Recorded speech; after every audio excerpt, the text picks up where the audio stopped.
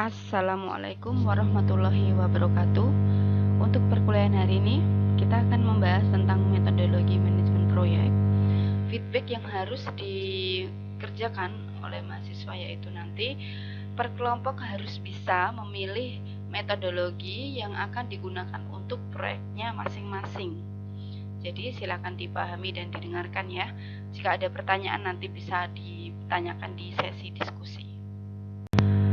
Nah, dalam pelaksanaan manajemen proyek tentunya ada beberapa macam pendekatan atau metode yang digunakan untuk menyusun tahapan-tahapan dalam manajemen proyek. Di sini saya contohkan ada 4 tahapan metode. Yang pertama itu ada rational unit process, terus yang kedua ada extreme project management, dan yang ketiga agile project management, dan terakhir metodologi tradisional. Nah, dari keempat ini silakan nanti bisa dipahami dan dipilih untuk diimplementasikan ke dalam proyek tugas akhirnya per kelompok masing-masing ya. Yang pertama kita bahas tentang rational unit process dulu. Di sini proses rekayasa perangkat lunak dengan pendekatan alokasi tugas-tugas dan tanggung jawab dalam organisasi pengembangan perangkat lunak. Nah, tujuannya memastikan perangkat lunak itu berkualitas tinggi. Jadi kalau rational unit process itu dia lebih fokus ke pengembangan perangkat lunak. Dan di sini ada knowledge base-nya. Knowledge base-nya yang harus dipahami itu ada petunjuk yang mengarah ke petunjuk pemakaian perangkat lunak, terus ada template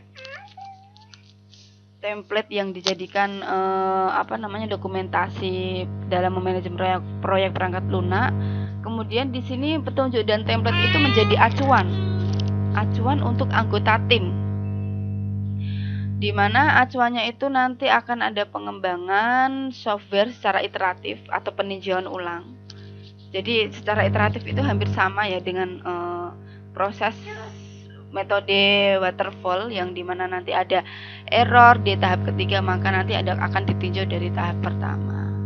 Nah, terus kemudian mengelola requirement. Nah, dalam manajemen juga yang jadi acuan sebagai anggota tim itu harus bisa mengelola requirement dari si klien. Kira-kira requirement dari klien itu nanti yang dijadikan dasar untuk pengembangan lebih lanjut. Kemudian setelah itu ada model perangkat lunak secara visual. Nah, ini juga penting model perangkat lunak secara visualnya, karena nanti dari visual tersebut dapat diimplementasikan ke dalam bahasa pemrograman tertentu. Karena sebelum mengimplementasi ke bahasa pemrograman kita harus memvisualkan ya model perangkat lunak yang sudah disetujui. Sana sama apa dulu ya? Nanti sama apa ya? Nah, kemudian setelah itu ada verifikasi kualitas PL atau perangkat lunak. Setelah kita menyusun kualitas yang harus dihasilkan perangkat lunak, itu harus diverifikasi oleh klien. Dan yang terakhir ada pengendalian perubahan-perubahan perangkat lunak. Ini hampir sama seperti yang saya sampaikan di materi kemarin, bahwa di dalam penyusunan manajemen proyek itu ada tahapan perencanaan, yang dimana di situ ada proses requirement sampai dengan perencanaan pengendalian perubahan requirement. Kemudian di sini ada tahapan-tahapan yang diterapkan ketika kita menggunakan metodologi rational unit process. Yang pertama ada initial planning, ini menginisiasi sebelum proyek tersebut disetujui oleh klien. Terus kemudian ada planning ini merencanakan kegiatan-kegiatan apa saja, penjadwalan pengembangan perangkat lunak sampai dengan pengendalian requirement. Terus ada business modeling, ini menggambarkan alur proses bisnisnya yang ada di pihak klien. Nah, kalau kita sudah menggambarkan business modelingnya, nanti akan ketahuan kebutuhannya untuk menerapkan perangkat lunak itu apa saja. Ini di proses requirement. Terus ada analisis dan desain, menganalisis dan mendesain dari kebutuhan yang sudah dideskripsikan tadi. Kemudian ada implementasi, tes, deployment, sampai dengan evaluasi yang terakhir. Nah, ini tahapan-tahapan yang harus dilalui dalam proyek manajemen dengan menggunakan metodologi rational unified process. Hampir sama seperti metode pengembangan sistem, ya, hampir sama. Tapi di sini ada tambahan initial planning dan evaluasi. Kemudian yang kedua itu ada metodologi Extreme Project Management. Extreme Project Management ini disingkat XPM, ditujukan untuk proyek yang tidak diketahui secara jelas. Artinya si klien ini masih menginformasikan kebutuhan yang sangat tidak jelas, bisa berubah-ubah karena dari pihak si klien belum menentukan mau dibuat sistem bagian ruang lingkup yang seperti apa. Nah, di sini ketidakjelasan itu pertama dari requirement seperti tadi dan ekspektasi dari pihak klien yang terus berubah. Yang kedua, ketidakjelasan bisa berasal dari waktu pelaksanaan yang sangat ketat. Jadi dari requirement yang berubah dan waktu pelaksanaan yang pengennya cepat dari pihak klien. Kemudian setelah itu ada suasana pendukung yang terus berubah, kadang support, kadang enggak. Terus yang keempat ada ketidakjelasan variable project. Nah, kalau requirement itu tidak jelas, otomatis variable project nanti tidak jelas juga. Terus ada self correcting. Nah, ini ketika kita mendapatkan klien dengan ciri-ciri seperti ini, kita wajib menggunakan metodologi Extreme Project Management. Nah, apa aja tahapannya? Nah, untuk tahapannya nanti setelah slide ini. Nah, di sini XPM itu dikatakan berhasil jika klien itu puas dengan hasil sementara sebelum hasil proyek jadi. Kemudian selain sementara, klien itu juga puas dengan hasil akhir dengan kriteria yang di awal sudah ditentukan. Dan ketiga, manfaat hasil proyek dapat dirasakan oleh pihak klien. Nah, dari sisi klien puas dan dari sisi anggota juga puas selama proyek berlangsung. Nah, ini untuk extreme project memang lebih mengutamakan kepuasan, ya. Kepuasan antara pihak klien dengan anggota tim yang sebagai pelaksana manajemen proyek. Nah, ini untuk gambaran umum tahapan metode ekstrim, ya.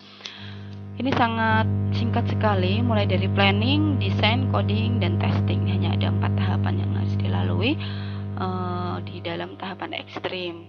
Karena tadi dia mengutamakan untuk kepuasan klien dan dalam waktu yang singkat, maka tahapannya juga singkat di sini. Hanya ada 4 tahapan yang harus dilalui. Nah, untuk metode yang ketiga itu ada Agile Project Management, di mana dia fokus kepada SDM-nya. SDM yang mengerjakan proyek. Kemudian setelah itu fokus kepada hasil dan metode. Di sini untuk Agile Management itu ada beberapa kesamaan dengan waterfall. Nah, di sini kalau waterfall itu requirement-nya difikskan di Agile itu date dan resource. Jadi tanggal due date untuk kebutuhan itu pengerjaannya seberapa lama, kemudian resource yang dibutuhkan untuk pelaksanaan requirement itu apa saja resource-nya. Kemudian untuk date dan resource ini juga mengestimasi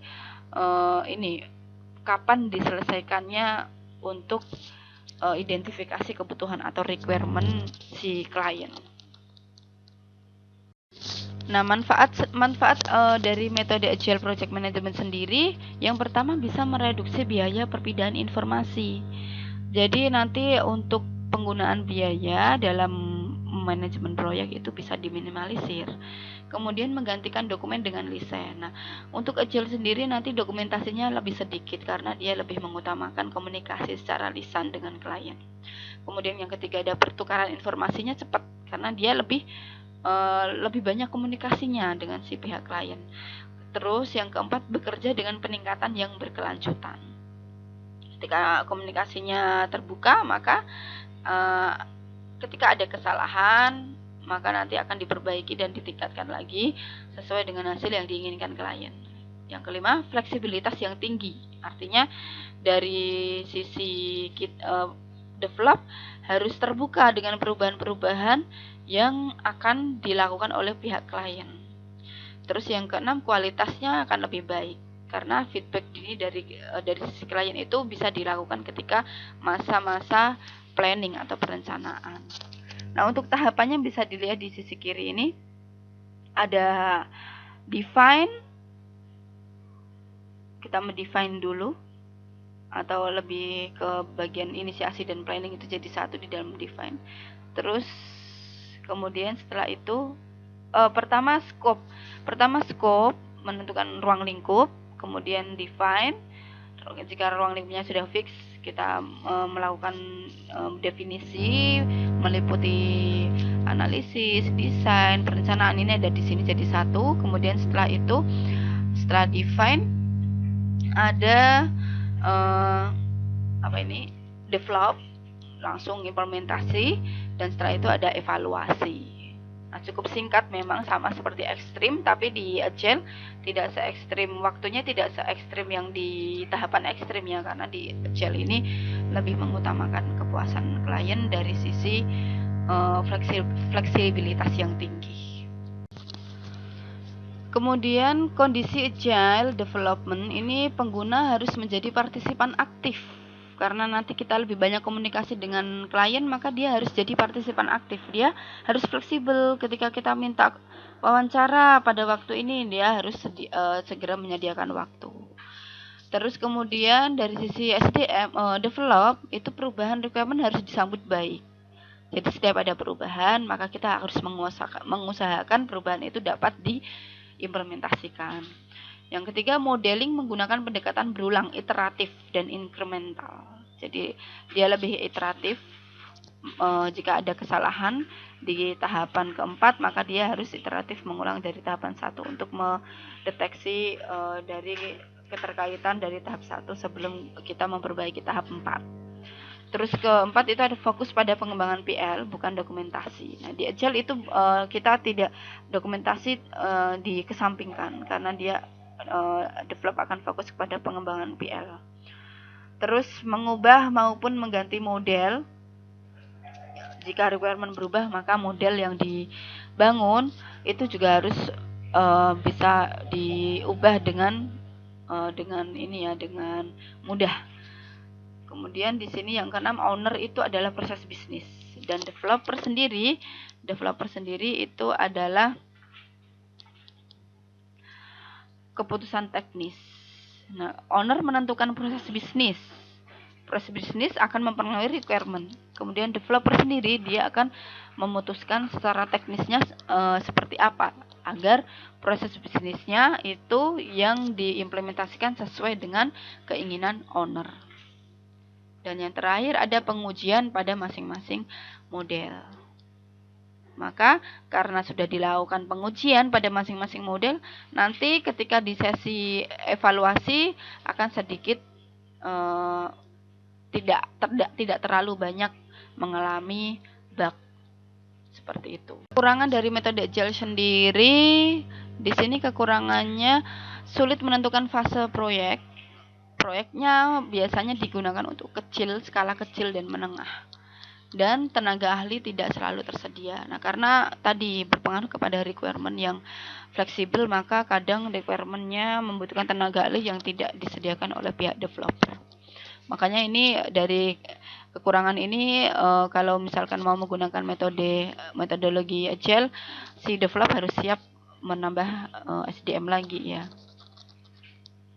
Nah, metodologi yang terakhir itu ada metodologi tradisional. Nanti akan kita bahas lebih lanjut di materi yang selanjutnya. Di sini berbagai metodologi tetap mengacu pada metodologi tradisional. Nah, fase-fase yang terapkan pada metodologi tradisional ini ada fase inisialisasi, perencanaan dan desain, pelaksanaan atau eksekusi. Yang keempat ada monitoring dan controlling, dan yang kelima ada fase akhir. Setiap fasenya nanti akan ada penjelasan sendiri di materi selanjutnya. Ini metodologi tradisionalnya juga nanti akan saya jadikan contoh di praktikum ya. Dalam praktikum sendiri kan kita nanti akan membuat sebuah WBS, Work Breakdown Structure, yang dimana WBS tersebut itu menggambarkan fase-fase atau kegiatan yang harus dilalui dalam manajemen proyek. Nah, fase yang saya gunakan, metodologi yang saya gunakan untuk fase-fase WBS itu adalah metodologi tradisional, menggunakan metodologi ini. Tapi tidak menutup kemungkinan untuk proyek per kelompoknya menggunakan metodologi yang lain ya gak apa-apa, gak harus menggunakan metodologi tradisional. Makanya feedback dari perkuliahan ini nanti silakan bisa ditentukan kira-kira metodologi apa yang dipilih dari keempat metodologi yang sudah saya jabarkan tadi. Di sini ada beberapa perbedaan perbandingan dari metodologi agile dan tradisional. Agile, tradisional waterfall ya. Dari sini kita bisa bandingkan dari sisi planning, itu kalau waterfall lebih long term, kalau agile lebih short term, lebih pendek.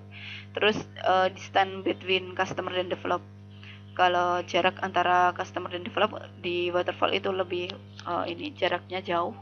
Kalau agile pendek karena dia lebih mengutamakan komunikasi. Terus time antara spesifikasi dan implementasi, kalau waterfall itu lebih long, panjang. Kalau agile itu lebih pendek.